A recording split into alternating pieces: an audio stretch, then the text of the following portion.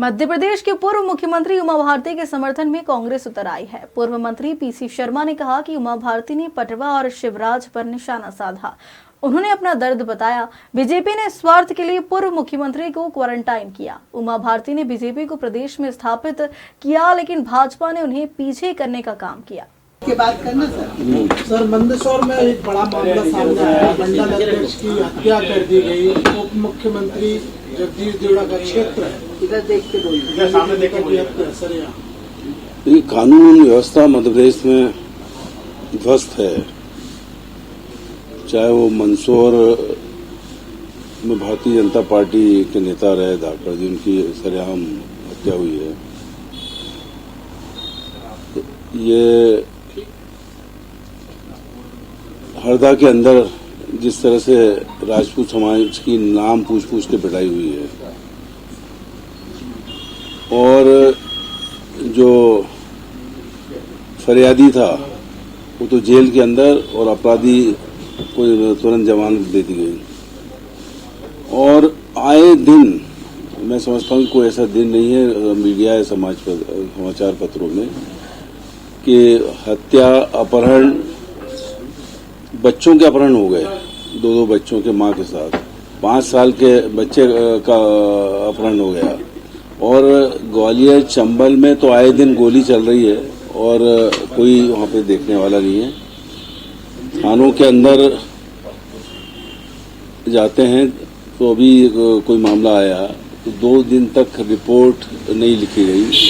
मैं समझता हूँ कानून व्यवस्था इस समय मध्य प्रदेश में ध्वस्त है। और इसके पहले भी भारतीय जनता पार्टी के एक और नेता की कुछ दिन पहले या कुछ महीने पहले हत्या हुई थी। जब इनके अपने नेता ही नहीं बच रहे हैं तो बाकी को कानून सहायता क्या मिलेगी। मैं समझता हूँ कि इस पूरे मामले में और जो हमने देख के आए अशोकनगर के अंदर, वो जो जिसके बारे में जीतू पटवारी जी पे एफआईआर लगी थी कि मल खिलाया गया, जिस बात को लेकर हुआ था, तो वो परिवार का परिवार, लोधी समाज का परिवार के 6 लोग गायब और बताया गया कि पुलिस ले गई है जिसकी की, और वहां गाय बछड़े की जान चली गई क्योंकि उस घर में कोई घुसने को तैयार नहीं। उस पे धमकाने के लिए ट्रैक्टर पे 2000 का फाइन उसी गांव में हो गया कि कोई इसकी गवाही नहीं दे, और उसकी वहां पे गुमशुदगी की एफआईआर की गई। लेकिन आज तक उस परिवार का पता नहीं। और वहां के लोगों ने कहा कि पुलिस ले गई, पुलिस कह रही हम नहीं लाए।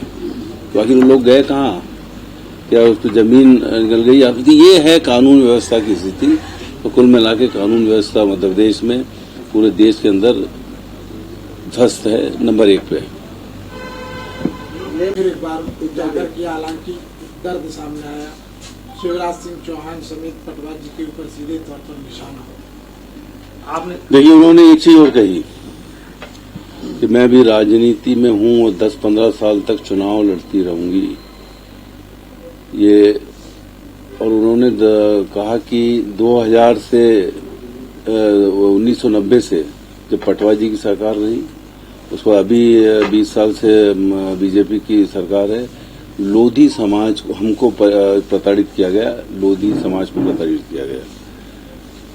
और उनका कहना है कि मैं फिर एक महिला, भारतीय जनता पार्टी की महिलाओं को आगे बढ़ाएंगे, लेकिन पूर्व मुख्यमंत्री की स्थिति ये कर दी कि उनको क्वारंटाइन कर दिया। भाई उनको भी हक है चुनाव लड़ने का, आगे बढ़ने का, सही है, उनको मौका मिलना चाहिए और एक अच्छा प्रतिनिधित्व उन्होंने, और सही माने में भारतीय जनता पार्टी काबिज हुई है मध्य प्रदेश में।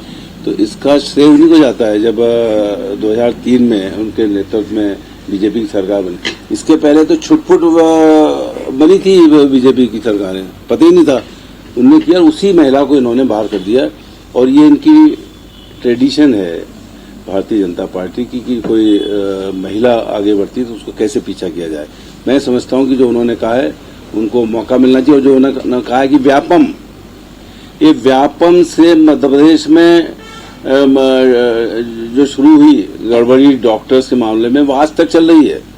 आज भी जितनी भी परीक्षाएं हो रही हैं उन परीक्षाओं के अंदर नकल करना और पिछले तरीके से लोगों को पास कर देना, पैसे लेके पास कर देना, आज तक चल रहा है। व्यापम ये प्रदेश का नहीं, देश का कलंकित ऐसा कांड है जो कि दुनिया में नंबर 1 पर है। तो इस मामले की सीबीआई जांच उन्होंने कही है, की जाना चाहिए।